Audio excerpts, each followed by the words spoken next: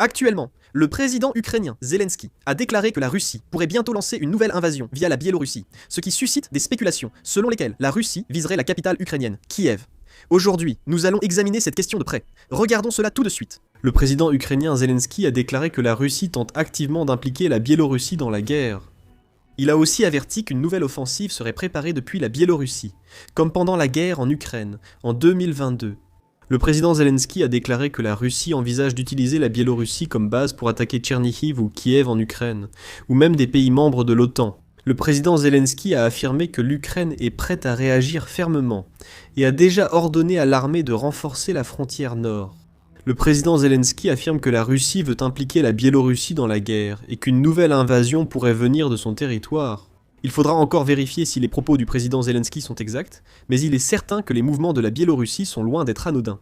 Un reportage de United 24 indique que le président Loukachenko a annoncé que la Biélorussie mobiliserait progressivement ses unités militaires après une vaste inspection pour se préparer à d'éventuelles opérations de combat.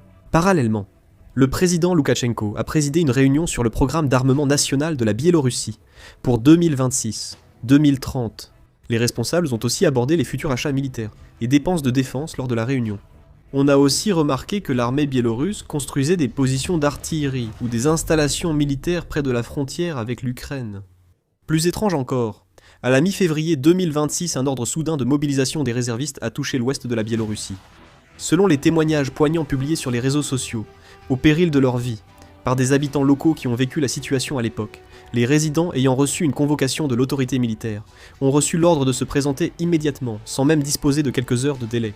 Pavel Latouchko, figure majeure de l'opposition surveillant la situation en Biélorussie, a déclaré lors d'une interview urgente à Kyiv 24 que la mobilisation rapide et coercitive des réservistes différait totalement des exercices habituels du passé. Les exemples concrets de Pavel Latouchko rendent la gravité de la situation encore plus évidente.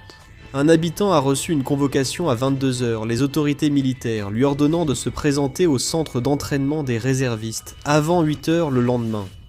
Ces mobilisations massives, soudaines et irrationnelles ont lieu simultanément dans de nombreuses villes et villages de l'ouest de la Biélorussie. Les autorités militaires confisqueraient de force les téléphones des réservistes à leur arrivée au centre, coupant toute communication extérieure. Les personnes retenues dans les centres d'entraînement n'ont pas pu prévenir leurs familles de leur destination, ni de l'entraînement reçu. Le point le plus crucial de cette affaire est qu'à la mi-février 2026, selon le calendrier officiel de l'armée biélorusse, aucun entraînement de réservistes n'était prévu. Le fait même que des civils aient été convoqués de manière soudaine, de nuit, alors qu'aucun entraînement régulier n'était prévu, est très significatif. Actuellement, le gouvernement biélorusse a officiellement minimisé la situation, en déclarant qu'il ne s'agissait que d'une simple vérification inopinée de l'état de préparation.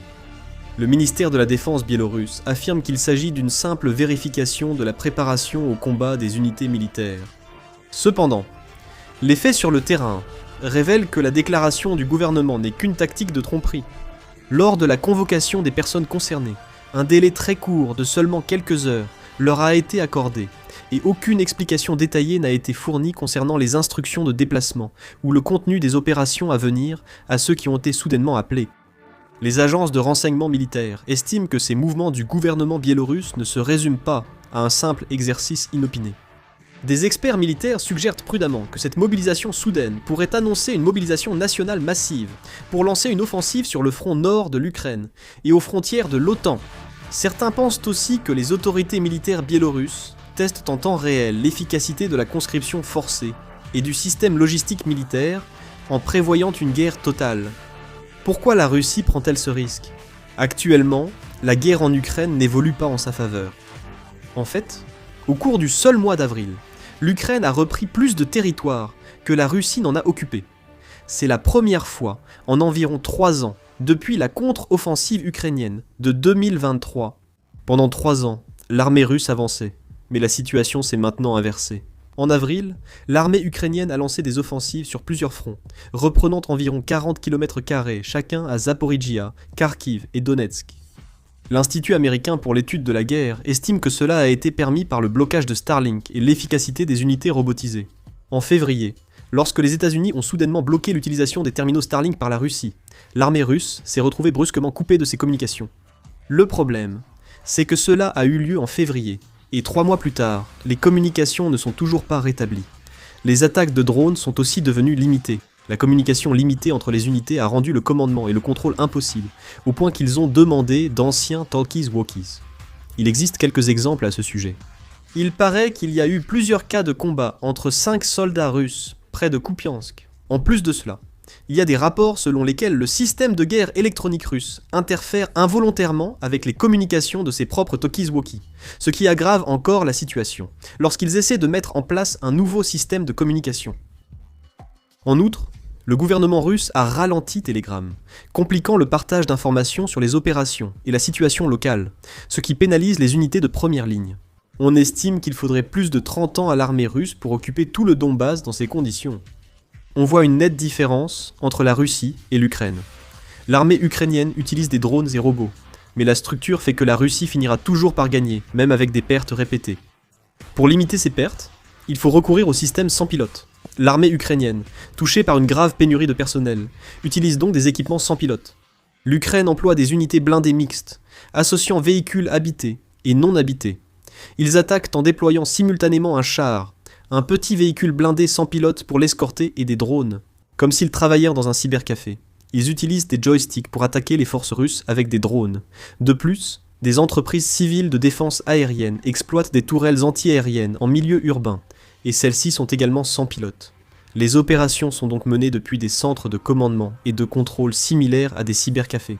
Ils ont même, pour la première fois dans l'histoire de l'humanité, capturé une position russe uniquement à l'aide de plateformes sans pilote, c'est-à-dire uniquement avec des véhicules terrestres sans équipage et des drones. Le nombre d'unités équipées de robots augmente.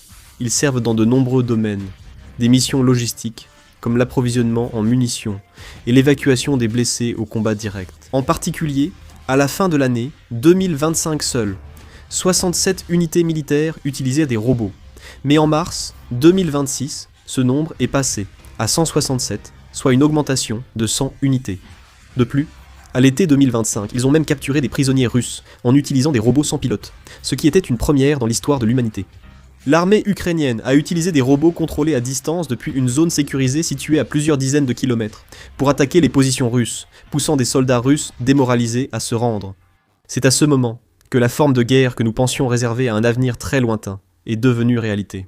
Le haut commandement ukrainien voit 2026 comme le point de bascule d'une immense transformation technologique sans précédent dans l'histoire des guerres humaines. Les objectifs internes qu'ils ont adoptés sont extrêmement audacieux et offensifs, au point de bouleverser complètement les doctrines militaires traditionnelles.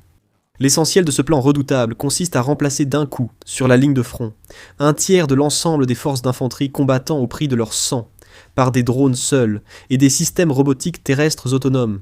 Si le ministère ukrainien de la Défense prend une mesure aussi extrême, c'est parce qu'il a fait le calcul désespéré de surmonter la grave pénurie de soldats humains, causée par la prolongation de la guerre totale, en s'appuyant sur des technologies avancées d'automatisation et de robotisation. Si ce plan innovant est pleinement mis en œuvre sur le champ de bataille, la proportion de soldats humains envoyés directement dans les tranchées de première ligne et les zones dangereuses pour risquer leur vie au corps à corps diminuera de façon spectaculaire. Les systèmes sans pilote, conçus pour remplacer les humains, prendront en charge toutes les missions les plus dangereuses du champ de bataille.